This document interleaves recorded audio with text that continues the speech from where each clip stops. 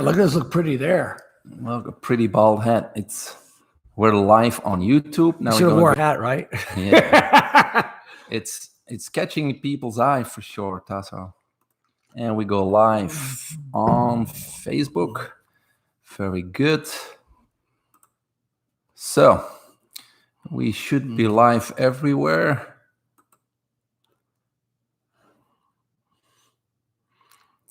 Okay. Do you have it to where people will see who's like on Facebook Live? So Yes, we yes, comment yes. if they have a question or something. That's like right. Yeah. We're live already. So, All right. Good afternoon, I everybody. should have asked that question on live. We're live now. Whatever you say. I'm a little nervous. Be careful. Be careful. Good afternoon, everybody. This is Dr. Mike. My credentials on my website, mikevantielen.com, or easier would be to go to vtonline.com. Today, we will talk about exercise and our immune system, and also about the latest innovations in strength training. And therefore, we have the one and only Tasso Kyriakis here, the owner of Buddies, the gym where I go, of course. He's a personal trainer and the owner of the gym. And we're going to talk about these topics today. So before we get started, welcome, Tasso. Thank you. Share with our viewers your credentials and how long you have been in the fitness and strength training world. Well, it's a pretty neat story, Mike. When I was in college, I wrestled and played football in the collegiate level, and had aspirations of being an Olympic wrestler and a national champion. Those things don't always work out, but they make you better. Mm-hmm. You learn a lot about injuries when you play two sports and get a double major. When people think they see my MS, they think it's a exercise science. It is not. It's a master's in bioorganic chemistry. Okay. And as my girlfriend tells me, if I had been dating you, you'd have gone the last 8 months to get your PhD. Damn it! So I was all my life I've been involved in sports. Loved science. I wanted to be a physician. Train a Masters world champion and record-breaking swimmer named Dr. Mike Van. Is that right? Who, by the way, you mentioned Dorsey, who broke Dorsey's record in core push-ups. That's right. You broke Dorsey's record in core push-ups. He was 25. I was 48, and I did 4 core push-ups more. I did 66, didn't I? Yep. Yes. All right. Who else? Let's see. You get me nervous now. I'm not a name dropper like that.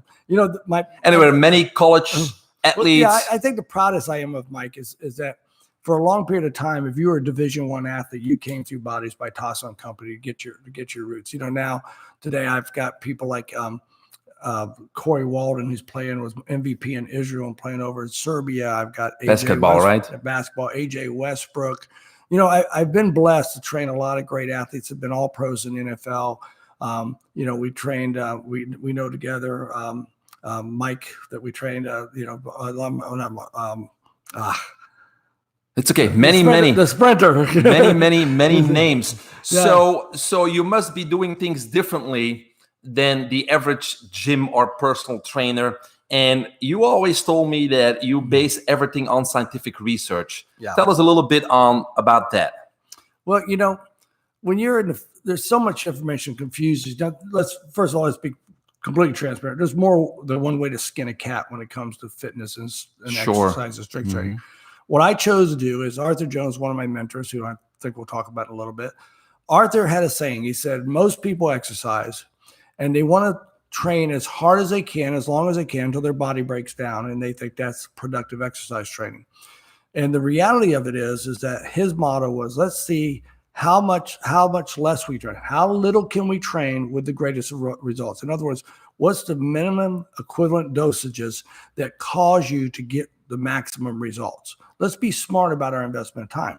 So as you see nutritional supplements, training techniques and stuff like that, people put them out there to look cool, be cool, or whatever. But the reality of this is when you see a nutritional supplement that says college tested or clinically tested, those are paid for research programs. They're not peer reviewed. When you and I deal in research and science, we deal in peer review. That means someone did a research topic, someone published the data to a council, other doctors reviewed the information. Some doctors even maybe reproduced the information. And so now you have a consensus that this is true and factual information. And that's where you base your programs on. That's right. That's Okay. right. The research I work with is people like James Fisher, people like Wayne West. So let's go there. Who were your biggest influences or mentors in this industry? Well, I think if I put the top 5, I'm going to tell you the first guy is the whole journey started at a novice training seminar when a guy named Jim Flanagan stood up and said, there's not enough high intensity training going on in fitness centers. And that's why you're going to see the fitness industry not have an impact on people's true fitness and health. And, 40 years later, he couldn't ring truer because we've had a 6,000% increase in gyms in this country. Yes. And our health has continued to decline over the last decade. So that introduced me, because of him, to Arthur Jones. Arthur was the inventor of Nautilus. And there are things, I still have tapes of Arthur Jones speaking in 1980 where you think he would be speaking about the current set of affairs when it comes to obesity and back issues and that years ago. And he was an amazing Pioneer. person, a pioneer. He was rather eccentric as well. I think then you go into people like Casey Conrad, who really helped me with the communications and really helped me get into the bioenergy part of that has now changed our industry. A guy named Tasso Spanos, who taught me trigger point myotherapy.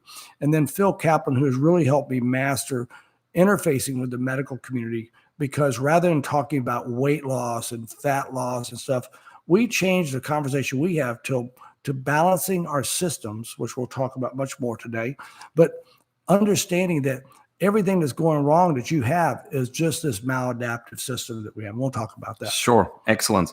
Now that your gym is closed during these... Our fitness center. Or your fitness center. All right. I stand corrected. His fitness center is closed during this pandemic, regarded non-essential, right? What have you been up to these days? Well, the first thing, most personal trainers went to being virtual trainers. Mm-hmm. And I was sitting and I had been on a podcast where everybody talked about changing their business model to be a virtual trainer. I think the most important thing we have is just what you and I have right here. We have a relationship that's come through the hard work we've done together, the exchanges we've had in that. So I think the relationship is much more important. So I was sitting watching TV, and I'm sitting there, and as I'm watching TV, I see this guy that owns Beachbodies.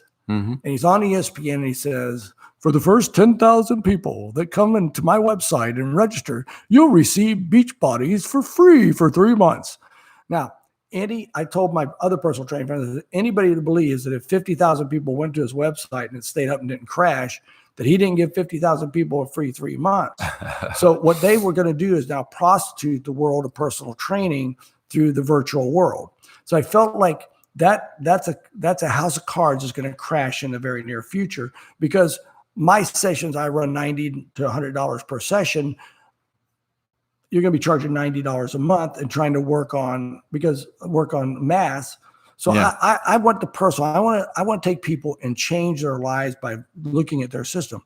So I with a group of esteemed personal trainers, probably I think maybe all of us different philosophy, 15 to 20 of us, with Phil Kaplan, put together a group of doctors, experts from around the country. And we put together on Facebook, and you can search it on Facebook. You're welcome to get on. It's completely free. It's a 55 days to the best improvement of your life you can have. But look under 55 days, the best of your being the best you can be, and on Facebook, and just join it, and we'll let you into the group. Every day, there's an abundance of podcasts and that go on to have people become balanced in their life and understand more than just exercise and diet. It's not an exercise and diet program. It's a mindset program. It's a spiritual commitment program. So all components of health are involved. It's a total solution is what it is. And so everybody can go on Facebook and kind of search 55-day challenge. It's called the 55 Days to a Better Lifestyle. 55 days to a better lifestyle. Okay, yeah. Excellent. Or to your best lifestyle. Just search 55 days. I'm sure it'll come up. And it's all free. And you can start back, and there's you can go right on there, and there's a place that says post or files, and you can watch your favorite person. There's a girl named Tammy Lang out of Orlando. Every day, she's 5:15. She does a cooking show on how to cook. A cooking show at 5:15, huh? Yeah. Excellent. So, all right. Well, I have to check it out myself. Now, Tasso, we're going to slowly get into exercise, immune system, and strength training. So what is your personal opinion on why people's immune system is compromised these days? Well, and let's understand that I think the main issue we have is the reason is such a traumatic thing for us to go through. People are going to have varying opinions of this is conspiracy or whatever it is. I don't want to deal with that. I want to deal with what's the solution. I want to live in the solution.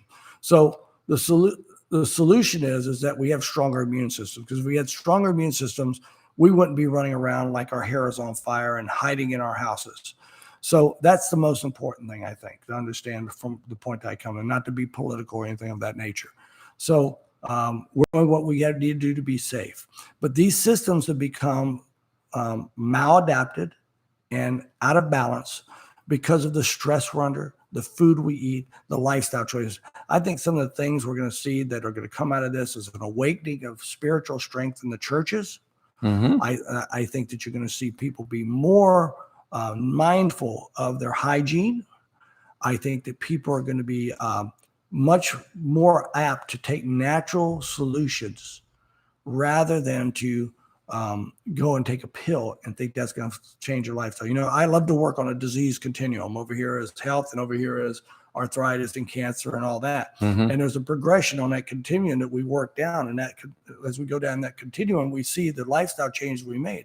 So I think there's being awareness of people. You know, you can't buy a set of dumbbells online or anywhere right now because people have just sucked them up and gotten them and have started home exercise. It's almost like a New Year's resolution, this pandemic. But we'll see how many people with a purpose, and we'll see how many people stick with it, and hopefully many do.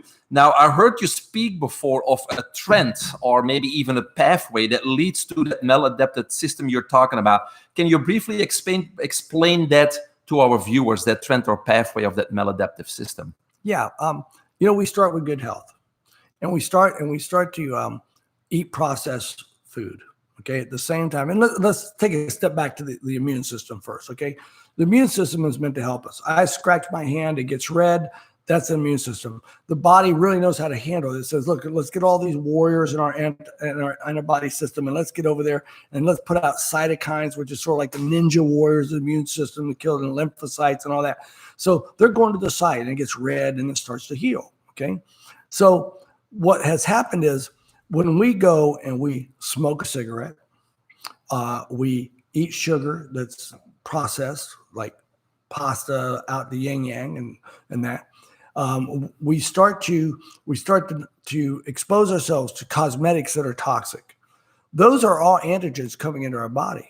Now, our body isn't smart enough to know at that point that we're intending to do that on purpose to put these toxins. You know, I told my daughter, I said, honey, I have a she's 26 now. I said, honey, you know that those cosmetics you put on your face have over 400 contaminants in it, of which we know 300 of them are carcinogens.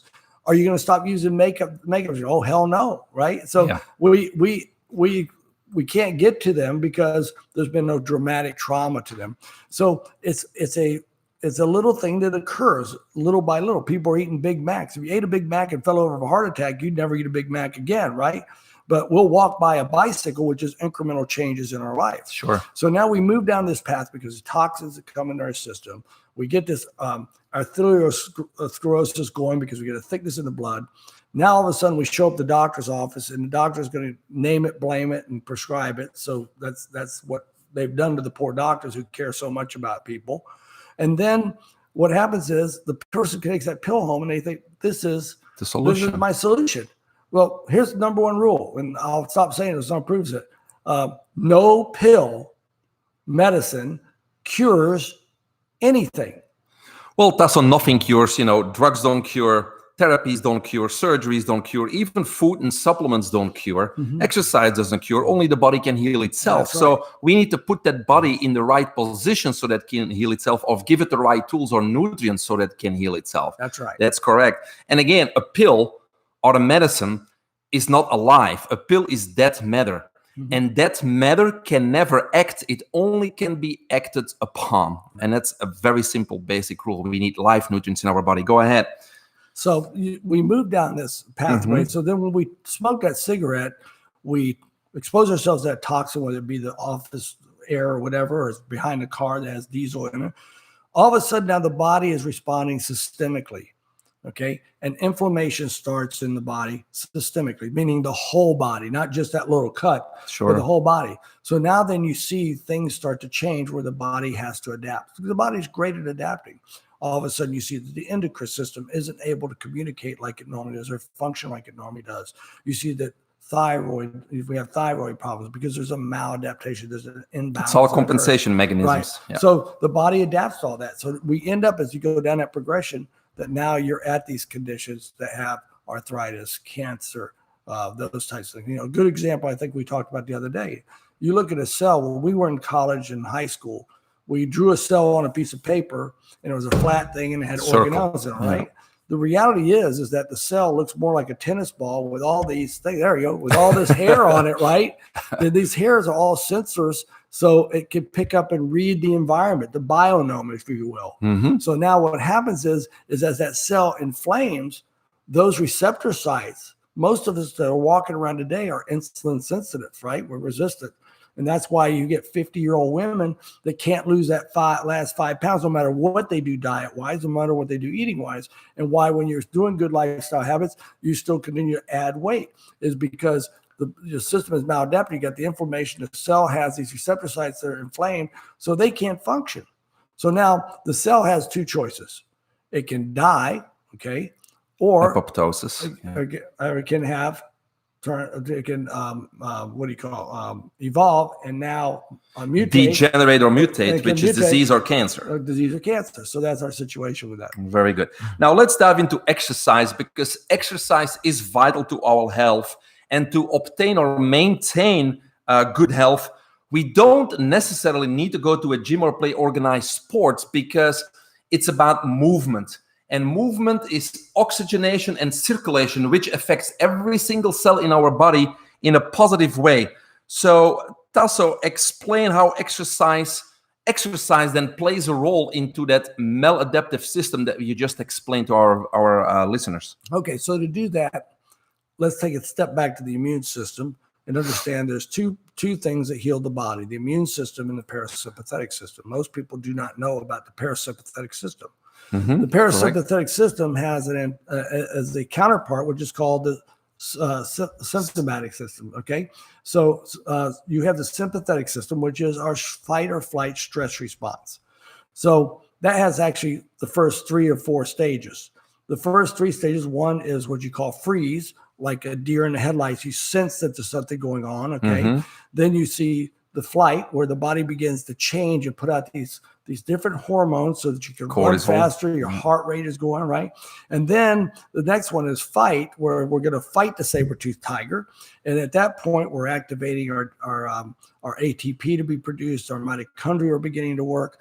Okay, but the thing that happens is very rarely do we have a saber-toothed tiger to fight. Very, very rarely, thankfully, do we get out of a car and get in an altercation when we get stressed out. But the stress response is still the same. You can create the sympathetic stress response by closing your eyes and imagining you're standing on top of a 30-foot high or 30-story high building looking down the street. And if I talk you through it, you'll get the stress response. Your heart rate will get up. You'll start to have that response because the mind produces the reality. Mm-hmm. So because we never go into that, we now have a buildup of things like cortisol, these other catecholamines that are coming into the system.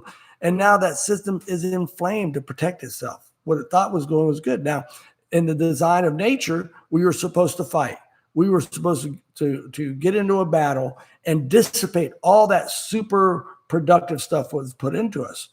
We don't. That's where the parasympathetic comes in, right? Right, because the parasympathetic is not trained, right? We train the sympathetic system really well to respond, but we don't train the parasympathetic. Parasympathetic is repair, replenish, recover, regenerate. And healing. That's overall. So now what happens is we've taken the avenue and the role of intensity in exercise is to train and stimulate the parasympathetic system so that you recover. You know, you as a trainer, I know we're going to get into your training. You know, I've advocated to you that I think swimmers and triathletes are chronic overtrainers And that's why they have so many injuries and stuff, because they never allow the body to heal. To adapt, recover, repair, heal. Correct. Because a lot of people think that exercise gives us energy, but it's to the contrary. Exercise expends energy. And to benefit from exercise, you have to allow the recovery and the rest so your system can adapt. So it's fair to say then that exercise could be either beneficial or detrimental to your health. Is that correct? That's correct. Right. There is a very delicate balance between rest and recovery and stress and strength. Okay. And if we listen, when I first got in this industry, right, it was, I was going to work somebody out. Go. And when someone would come first, the next day I'd call them. I say, hey, Mike, how's your work? I go, oh, I'm really sore and hurt. And I go, great. And it was an ego That was the thing. T-Hop pain of house. T-Hop, right? it was Tasso's House of Pain. Tasso's House of Pain. Right. So because all we understood at that young age was that, okay?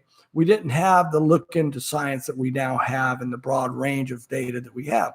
So now what we have to understand is there is a recovery to the body that needs to occur.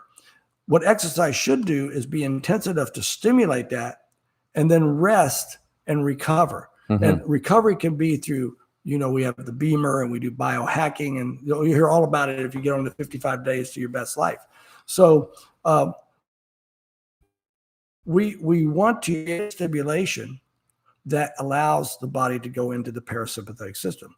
And you can measure it two ways. You can measure it going to your doctor's office and say, Doc, I would like a CRP, a C-reactive protein test done on which is a great indicator for inflammation in the body. Systemic inflammation. And then 6, 8, 10 weeks later, have that test done again. If the number lowers, you're lowering it. Now you're getting a stronger immune system as you lower it, and you're getting a metabolic system. The two of a strong metabolic system and a strong immune system are very interconnected because they're the same lifestyle choices to cause that. Well, even conventional medicine now says that more than 90% of all disease is directly related to systemic inflammation. So if you can reduce it in your body, you're basically avoiding 90 to 100% of possible diseases in your body. Well, we say all chronic disease is caused by inflammation.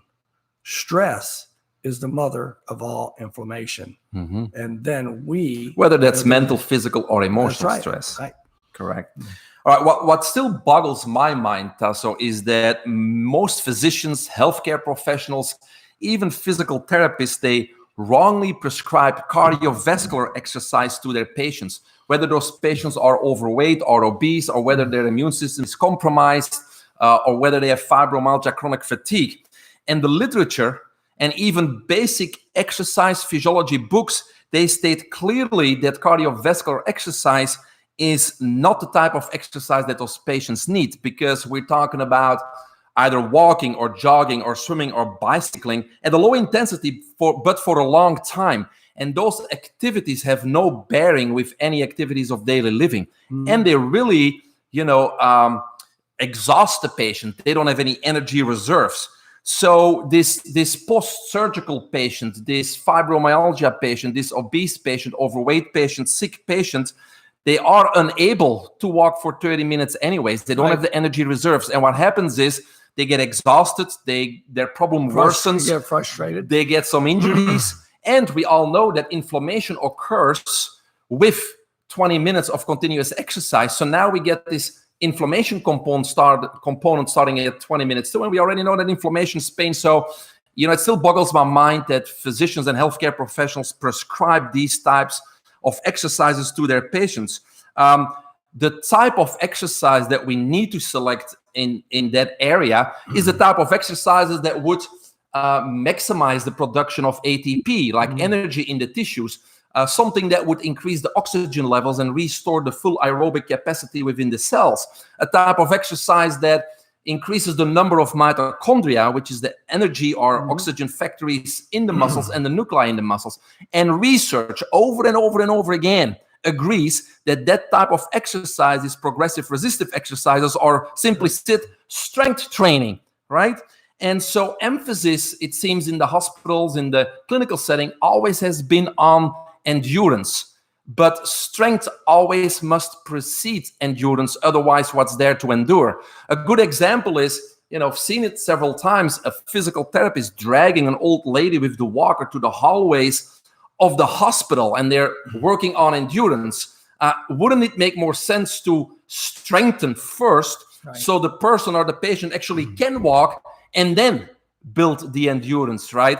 And so the physiological law of specificity of exercise even tells us that performance of a task only gives limited strength in that task. And in sports medicine, as you know, we always say the same. We say, don't play to get in shape to play, which is the exact same thing. So if you're a football player, you're not just going to play games to prepare for the season. You're going to do strength training. You're going to do cardiovascular training. You're going to do technical drills. You're going to do technical drills, and so on. And so it still boggles my mind that, people are not aware of this strength training being more effective in increasing cardiac output than cardiovascular exercise, right? That's proven over and over again. So besides what science tells us, why is strength training so important, Tasso? Well, first of all, how about if we had a critical care cardiologist that wrote a book and said that there is no such thing as cardiovascular training? Mm-hmm. If you want to see that book with all the evidence in it, it's called Body by Science. It's written by Dr. Doug McGruff from Salem, South Carolina, or from Seneca, South Carolina. And he wrote that book about 7 years ago. It really was one of the first books I read in my journey. Mm-hmm. And he has every condition. And from that, I started to do this little report that's going to be available very soon. But I went into strength training and strength. Here's a challenge that we have is I think doctors and health professionals shied away from strength training because who was the strength training people we saw? Arnold, Steve Reeves, the bodybuilders, right? Yeah, that's a different story. Yeah, we didn't understand that. So we got afraid of that, right? For some reason, we didn't realize those people were genetic freaks and stuff. So we didn't, the people who were smart, that did it properly and stuff. But here's the little thing, strength training and muscle mass. I look at the parameters of muscular function, their flexibility, endurance, strength, the ability to do a task, range of motion. Okay, there's size. I throw that out the door. I don't care about size. I know some little guys that are really strong, and I know some big guys that are really weak, right? So I look at bone density, okay? It's a biomarker. Blood glucose and the ability to keep insulin levels down and fight insulin resistance. Sure, the efficiency of the motor. Aerobic capacity. I think I told you the story that, and this isn't completely factual, to the bone. Uh-huh. So Ken Cooper, the guy that wrote the book, The Aerobic Way, which started the popularity of running, had great credentials. He started this whole more is better, right? He had a book in 1970 called The Aerobic Way. And it said, boy, you should run more. You should do activities like, swim, racquetball, whatever. And you had aerobic points for it. And you should earn as many aerobic points as you wanted. Well, he also was the doctor who first alerted people who were dying, who were in great shape, that what they needed to do of cancer, that they needed to take antioxidants. Because they produce free radicals. Right. Yes. Okay. So then later in 1984, he wrote a book that said, if you're not running to be a competitive runner, you should only run no more than 5 miles 2 times a week. Okay. So, and then he actually put Nautilus strength training equipment in his facility, the Cooper Clinic in Dallas. Now, he was the icon of fitness in America from 1972. He actually was a good friend of Arthur Jones. Mm-hmm. So I don't know if this was staged or whatever, but we would not have a College of Sports Medicine at the University of Florida if not for this event. Mike Pollock, who is the head of the American College of Sports Medicine, presents a paper that refutes that short rest strength training can increase cardiovascular fitness. Presents it in front of 3,000 people at the convention. He is an associate of Ken Cooper's. Arthur Jones, being the quiet, loving man that he is, stands up in the back and says, that's bullshit. Ooh. Right? Yeah. And he says, I challenge you to bring all your people that do your measuring and bring them to the University of Florida. I'll put the equipment there. My people will exercise the people, and you test the results. That didn't happen, probably. No, it did. After a 2-year study, Pollock rescinded his article, understanding that they were doing strength training, but they were doing it in a traditional way of, hey, go do 8 reps. Don't challenge yourself. Take a minute before the next machine. Yeah. And although they followed the protocol in large to small muscle groups and all that, they did not follow the protocol of intensity. It ended up that Pollack was actually the first dean of the College of Sports Medicine at the University of Florida because of that study that he came down to do. So we have the first instant of proof that said, here's a peer-reviewed research article that says aerobic capacity can be improved. Also, gene expression, the deterioration of our telomeres is reversed to a large degree, as much as we can. Cognitive function, more oxygen to the brain. So here's biomarkers that strength training affects. So unless you're an Olympic athlete and you have this, you're a genetic freak in many ways, your body's not going to recover. So we have to plan the recovery part of it. Well, yeah, there's such a big difference. Is exercise as a tool to be healthy? That's movement. You just need to move, circulation, oxygenate. Versus, if you want to be a top athlete, it's not a healthy situation. Right. It's simply not a healthy situation, especially with free radicals, etc. We're not going to go into that. But before we get into how you trained people as myself, and that's the last thing we'll do here, you mentioned those freaks, right? The bodybuilders like Arnold Schwarzenegger. Now in the 70s, 80s, those athletes or bodybuilders, they actually had a lot of strength. But with the advances in technology, a lot of bodybuilders today, as everybody knows, they use obviously steroids and things like that. And they really look like they are the Hulk, but their strength is not there. Yeah, because I think, and it's again, volume, right? It's the volume of work that they're doing. And we really still don't know how hypertrophy works with building the muscle, if it's more the muscle fibers getting thicker or they're getting more numerous. Yes. But what we do know is that it is affecting the body. But keep in mind, these guys that look like the Hulk, even the women, that's not natural. No, okay? of course Unless not. Yeah. 1/10 of 1% of the people have that genetic potential. Yes. These people are packed with steroids. They're taking mega supplements. Diuretics just before the work. Yeah, everything. So it's an unrealistic road. No one ever said bodybuilding as a career was a healthy career. I know the professional bodybuilders I know have died. Many of them died at this age. Early age. Listen, Bill Pearl, who was probably one of the last natural Mr. Universes, 6-time Mr. Universe. Bill Pearl is just celebrated his 90th birthday. Oh, wow. Okay? So he's still around. He's in Wyoming. He's lacto-ovo vegetarian, and he still trains 6 days a week. Now, Bill told me when I was 45 years old, he said, you just can't train hard like that. And you're too old. Yes. And I said, Bill, I'm going to train like this till I'm 100 if I can, just to prove you wrong, right? But again, different. Sure, there's only always exceptions. Right. We will actually have a podcast coming up where I really like to discuss protein intake, because there's a lot of what we call people that go to the gym that still go by the lean chicken breast. And, I really want to discuss that myth that, the best protein comes from that, chicken. But that's for another podcast, because it's going to be an interesting one. What we want to do now is, and finish up with, is we're going to chat on how Tasso trains his clients, but also athletes, different sports, different levels. And let's use me as an example, because then I know what we're talking about, right?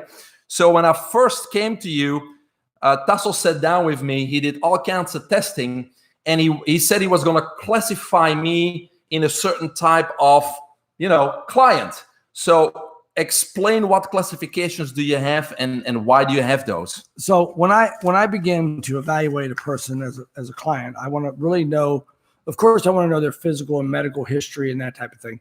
But I have two things that are unique to how we classify people. The first thing is to find out what's the best way to communicate to them, okay?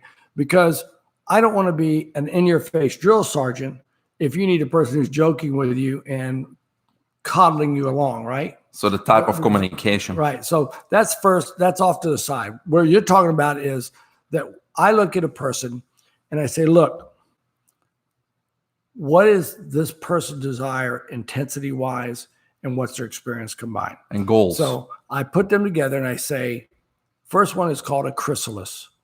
A chrysalis is a person who comes to me. They've tried everything they could possibly try. They really have never had any success, or maybe they have been, that the yo-yo diet, or they've been to every diet program in the country, right?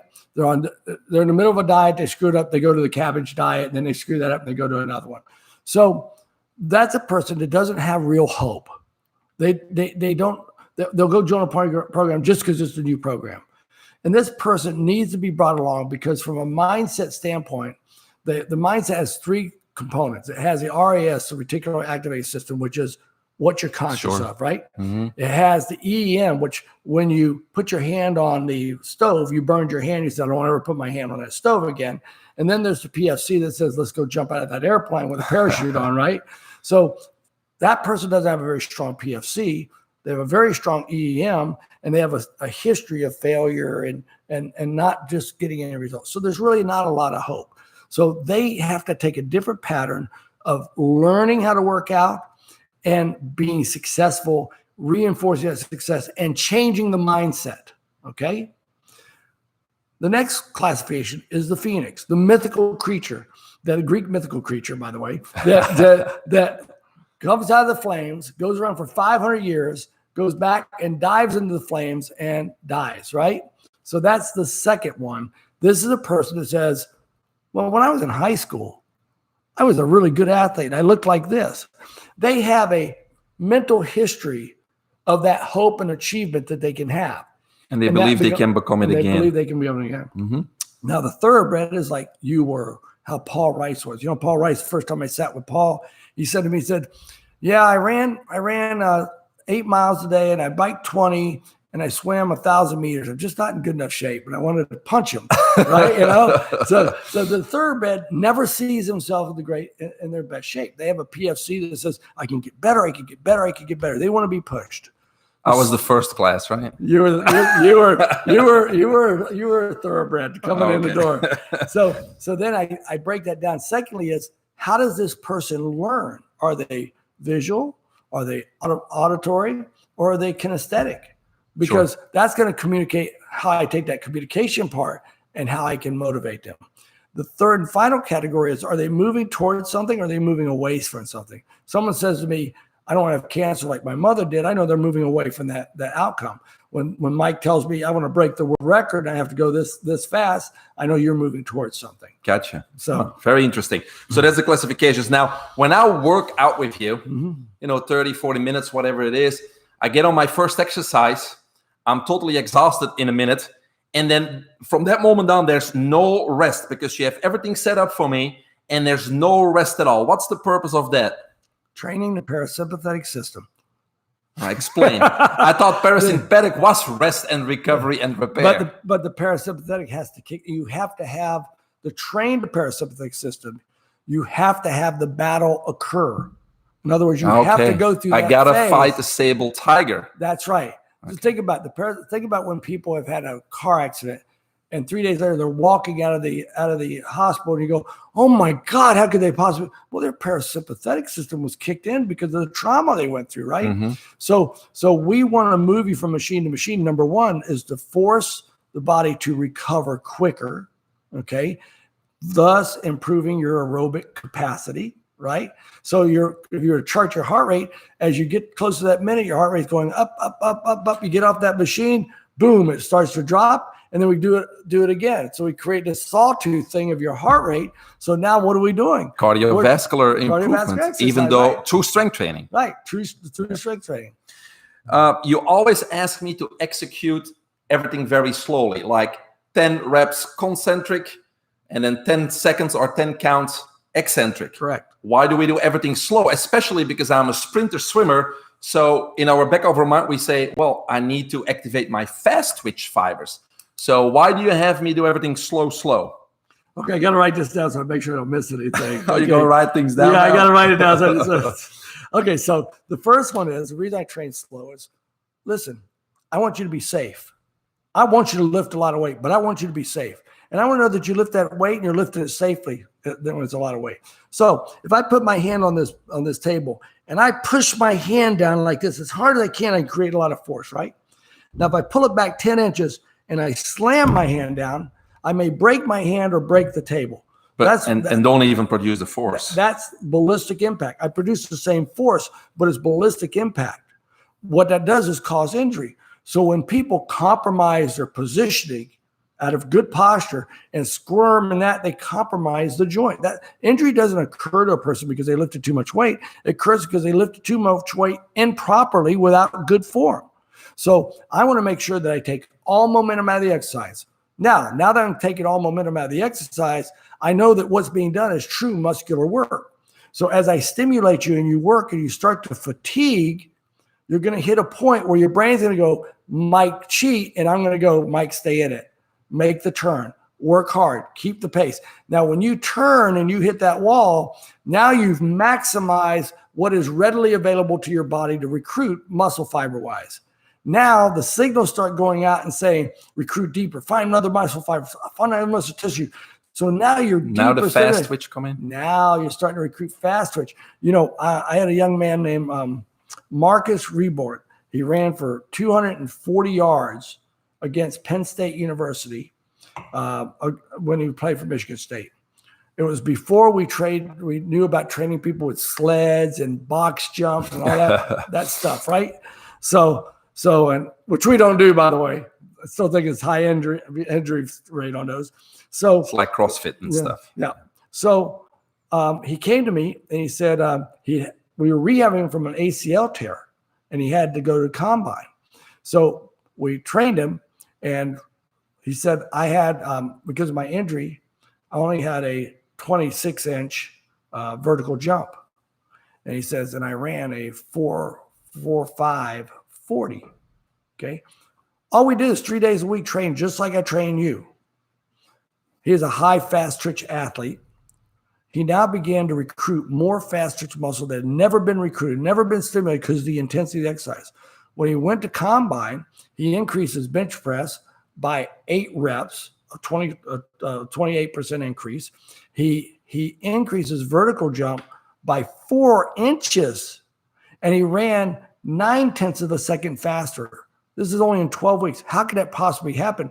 We didn't do speed training. We strength train. So the muscle, by recruiting slowly and deeper into the muscle, you get a metabolic effect for the people who want to lose weight, but you also now stimulate muscle fiber and tissues. Simply said, much more fibers are recruited doing Correct. It slow than doing it fast. Was that the way I was supposed to say it? No, That was a short way to say it. Now, you also really, when I do something like a pull down, you really want me to go full range. Mm-hmm. Now, from a therapist point of view, going full range means I'm putting maximum strain on my joint, my ligaments, my tendons. So why am I going full range? Well, I don't believe you're putting maximum strain because we're moving slower. You would if you were moving fast, Mm-hmm. you know, that feel the burn kind of thing. But also, I want to go full range because I want to build strength through the full range. Tasso Spano is one of the people I told you was a great mentor to me, Mm-hmm. made me aware of something. He said the first time I had to think about it. He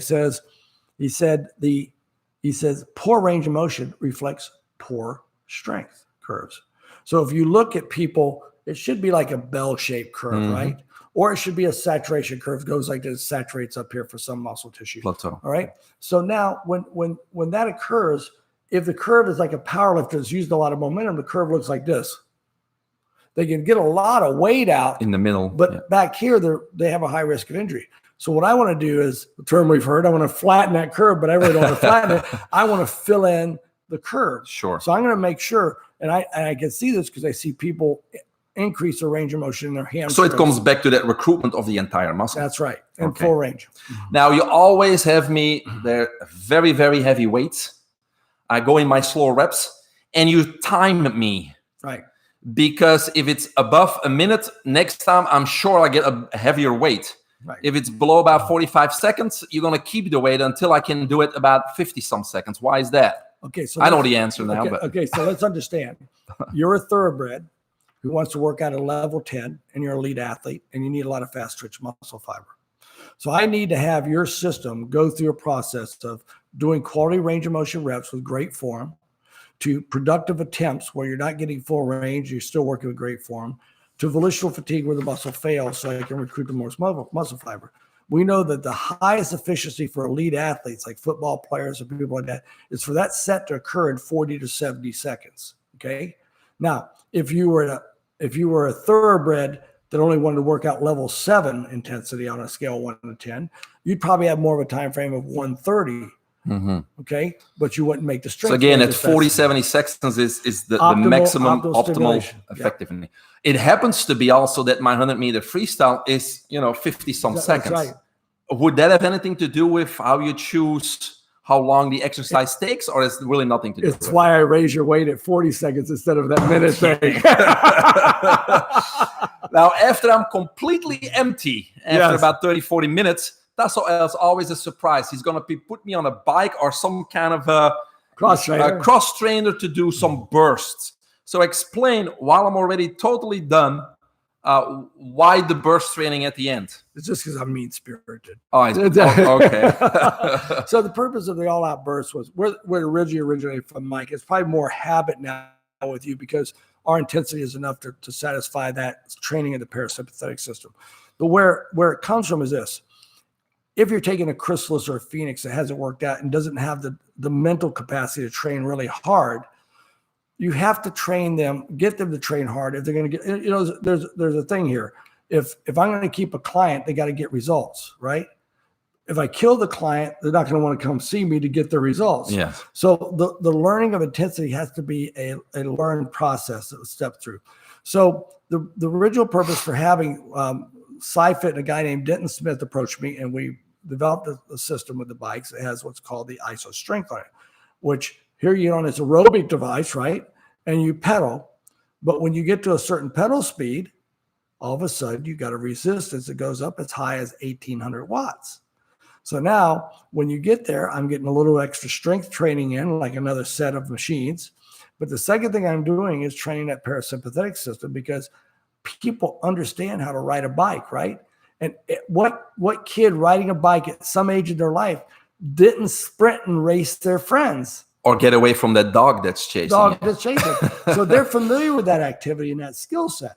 So now when they do that, they're actually stimulating their parasympathetic system. They're helping their strength a little bit. And now we take this highly oxidative concept of aerobic exercise that's 40 to 60 minutes or 30 minutes every day. Yeah, 6 to 8 minutes. 6 to 8 minutes, about the most. That's what it does. So 6 to 8 minutes, but you have me going, and then on minute 1, 3, 5, and 7, he has me burst, meaning go as fast as I can for 10, 15 seconds. And obviously that totally gets you done there. Now, I think, and I'm just guessing it, that we have about 5, 6 different workouts. So every time he changes kind of the order of the workouts, and there's 1 or 2 extra exercises that are a little bit different, but every 5, 6, the same exact workout comes back. Mm-hmm. So why do we change workouts, and why does the same one come back? Well, I think mentally, people need different routines. Variation. Okay. Especially if they're ADHD, right? We have enough of them. I think that people have heard long enough that variety is the spice of life. But we come and we rotate the workouts because I want real comparison of improvement. So if I can look and say, look, he was 10 pounds heavier in this machine today than he was 6 weeks ago, and he still did the prescribed amount of time on it to be the warranted increase, I know you've increased. So it's to objectively evaluate progress to get that same workout back, but you switch them up in between to prevent adaptation. Right. All right, of course. After I'm done, I really can't walk out of the gym. I have to lay down. But instead of having me laying on that floor, he actually puts a beamer mat below me for about 20 minutes. Briefly in a minute, because we got to wrap it up. What is the purpose of the beamer? The beamer causes a vasodilation effect that causes the body to deliver more nutrients to the body and get more waste product out of the body, which in turn helps recovery. So we stimulate recovery, faster recovery. Okay. So that's always the good part of the training. Get a nice recovery drink, and the beamer.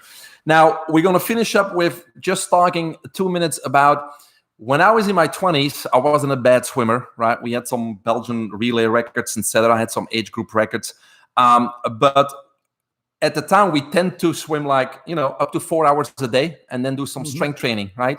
Now, I'm 48, or last year was 48. I will be 49 soon. I only swam 3 times a week and went to the gym with you once or twice a week. So a lot less workouts, obviously a lot more effective. Right. So how come I actually swam faster than 20 years ago? Well, Less training and much older. let's do Thanksgiving. Thanksgiving, you went over to your house, right? And you went over to the house and you went there and your mother cut the ends of the ham off before she put it in the thing. And she says, "Mom, why do you cut the sides of the hams off?" And she goes, "I don't know. Let me ask your grandmother." She says, "Grandma, why did you cut the hams off?" She goes, "I don't know. I learned it from your great grandmother. Let's ask her." So they call out the great grandmother and say, "Mom," she says, "why do you cut the ends of the hams off for the ham?" He said, "The oven wasn't big enough." We have done things out of habit for so long. Yes. And people are people are successful. There can't be any way better, right? You see these commercials now where they want the guy to jump off of the top into the lava pit to save the crops because there's no water. And he goes, "Could we just take the stream and get pipes and get the water down to it? Wouldn't that be easier?" Yeah, so even if things work well, that doesn't mean it can't work better. Got to step outside Remember what outside Arthur of the Jones box. said? Minimal equivalent dosages. We want to get the least work for the most return on your investment. So the lesson is here is, yes, I only swim 2 or 3 times a week for an hour. I went to the gym, but the reason why it was so effective is because the times in between, my body had the time to recoup, replenish, adapt, etc. Also for the listeners, of course, I got a little bit smart. I eat much healthier than I used to when in my 20s. Of course, I take some supplements. I juice a lot. Mentally, I'm a little bit stronger. I know what I'm doing. So all those things have basically compensated for what I think is a much less recovery or endurance compared to my 20s, Right. even though we have much better techniques to improve cardiovascular output these days. Right. All right. Excellent. All right. We're going to wrap it up. Tess, so thank you very much for Thank you, Dr. Mike. joining us. We'll have you back on. So what's coming up? On Monday, we will have a podcast on stem cells one-on-one. We'll talk about stem cells and get all the questions answered that people have on stem cell therapy. Tuesday, we have Mike Brodsky. Mike Brodsky is the author of Incremental Improvements. He's a financial advisor, and we will talk about changing your life one step at a time. And then what else? We have Jody Bear coming on Wednesday. She's a cancer survivor, stage 4 melanoma. We're going to talk about her experience and how we were able to, with juicing and nutrition, get her healthy again, cancer-free again. And then also the end of the week, we probably have a very famous NFL player, Leon Searcy, once the highest paid offensive linebacker in the NFL. Lineman. Yeah. Offensive lineman. I'm not familiar with all the football terms. He will be here to tell his story. So keep tuning in 12 noon on the weekdays. This was our podcast. Again, thank you for Tasso. If you want to call him, visit Buddies, located here in Ormond Beach, Florida. Choose health freedom.